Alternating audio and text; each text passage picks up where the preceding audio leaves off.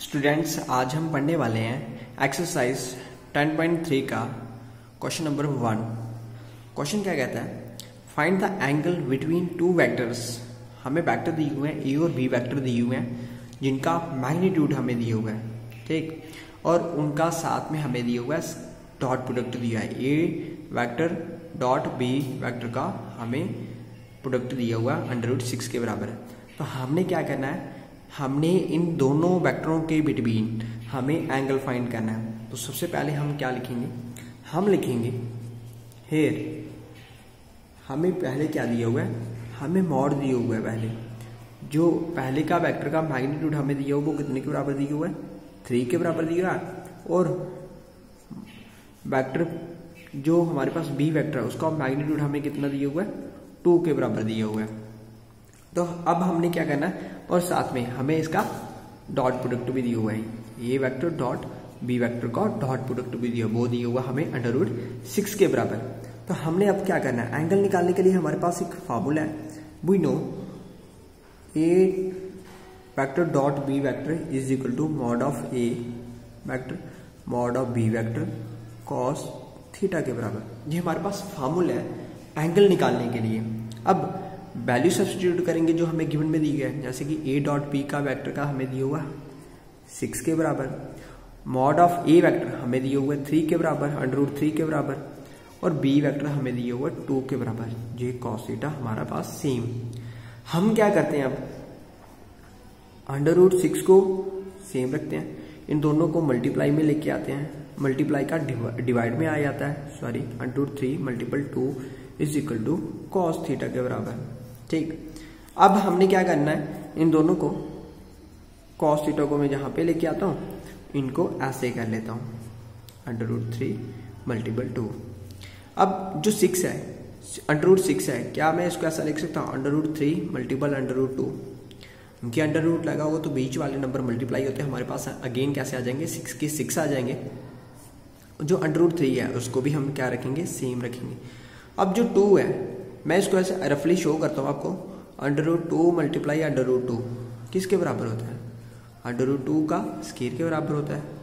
Square root cut जाता है तो हमारे पास क्या आ जाता है, अगेन 2 आ जाता है। तो 2 के प्लेस पे हम क्या लिखते हैं, √2 × √2 लिखते हैं, ठीक। जहाँ से इसको काट दिया, जहाँ से इसको काट दिया, तो हमारे पास क्या बचा, cos theta is equal to 1/√2 के बराबर। अब आप लोगों को बता देता हूँ, जो कॉस थीटा होता है 1/√2, वो वहाँ पे जो कॉस थीटा की वैल्यू आती है π/4 के बराबर, ठीक। तो इसके आपने इसके बारे में 10th क्लास में भी पढ़ा हुआ है, 11th में भी पढ़ा हुआ है, 12th में भी पढ़ा हुआ है। अब हमारे पास सेकंड क्वेश्चन है, हमें क्या करना है, हमें अगेन फाइंड करना है, एंगल निकालना हमें दो वेक्टर के बिटवीन, ठीक। हमें वेक्टर, हम इसको सपोज कर लेते हैं ए वेक्टर है, ये हमारे पास बी वेक्टर है। तो आइए इसको भी सॉल्व करते हैं। तो सबसे पहले हम क्या लिखेंगे, हम लिखेंगे जहाँ पे लेट करेंगे कि जो ए वेक्टर है, हम इसको नाम दे देते हैं, इस वेक्टर को आई ए वेक्टर दे दिया हमने, i 2j + 3k, और बी वेक्टर हमें दिया हुआ है 3i - 2j + 3k के बराबर है, k वेक्टर के बराबर, ठीक। अब हमने सबसे पहले क्या करना है, इसका मैग्नीट्यूड फाइंड करना है, जिसको हम मॉड भी बोलते हैं, ठीक। जिसके साथ आई के साथ कोई नंबर नहीं लगा हुआ, तो इसके बाद कौन सा नंबर, 1 नंबर लगा है। दूसरा हमारे पास क्या है, -2 है, जो j का कोफिशिएंट है। फिर k का कोफिशिएंट क्या है, उसका भी हम क्या कर देंगे, स्क्वायर कर देंगे। तो हमारे पास जो मैग्नीट्यूड आ जाएगा वो हमारे पास 1 का स्क्वायर 1, 2 का स्क्वायर 4, 3 का स्क्वायर 9 के बराबर। इन सबको प्लस किया तो हमारे पास √14 आ गया। अब हमने क्या करना है, b का भी मैग्नीट्यूड फाइंड करना है। तो हम इसका मैग्नीट्यूड क्या करेंगे, इसका 3 का स्क्वायर करेंगे, इसका करेंगे -2 का स्क्वायर करेंगे, और +1, k के साथ कोई नंबर नहीं, उसके साथ 1 नंबर होगा तो उसका भी स्क्वायर करेंगे। 3 का स्क्वायर 9 हो गया, 2 का स्क्वायर 4 हो गया, 1 का स्क्वायर 1 हो गया। अगेन हमारे पास जो सम करके कितना आ गया, √14 आ गया। अब हमने क्या करना है, a डॉट b निकालते हैं, क्योंकि हमें आपको पता कि फॉर्मूले में हमें क्या अप्लाई करना है। तो सबसे पहले a हमारे पास ये वेक्टर है, b हमारे पास ये। सबसे पहले a की वैल्यू कर लेते हैं, i 2j + 3k, ठीक, डॉट किसके साथ, b के साथ 3i - 2j + k, ठीक।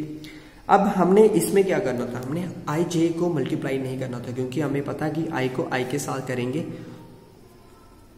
ठीक है, तो आई स्केयर बन जाएगा और वो किसके बराबर होगा, 1 के बराबर होगा। सिमिलरली जे को भी हम ऐसा करेंगे कि ए के साथ भी ऐसा ही करेंगे।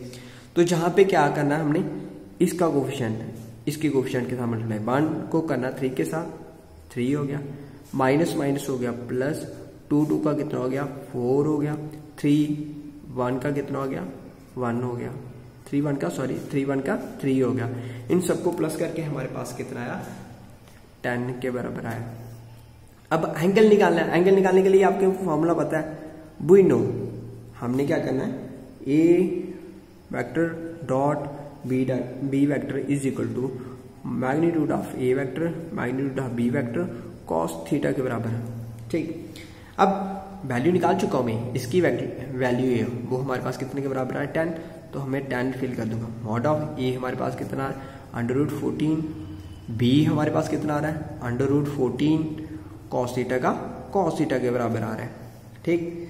अब हमने क्या करना है, मैं क्या करता हूँ, 10 को ऐसे रखता हूँ, इन दोनों का जो स्केयर होगा, दोनों को मल्टीप्लाई करेंगे तो स्केयर हो जाएगा, स्केयर और रूट कैंसिल हो जाएगा, हमारे पास आ गया जी।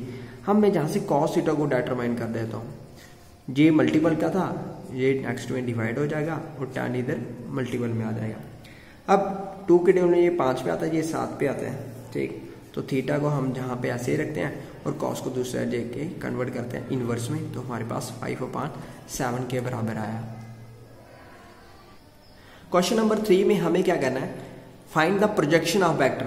जो प्रोजेक्शन है वो हमें वेक्टर के निकालने हैं, ठीक है। प्रोजेक्शन ऑफ वेक्टर निकालना, आई माइनस जे ऑन इस वेक्टर पे। ऑन का मतलब होता है जो वेक्टर हमें ऑन के बाद वाला दिया होगा, हमने उसको क्या करना था, फॉर्मूले में डिवाइड वाली पोजीशन पर रखना होता है।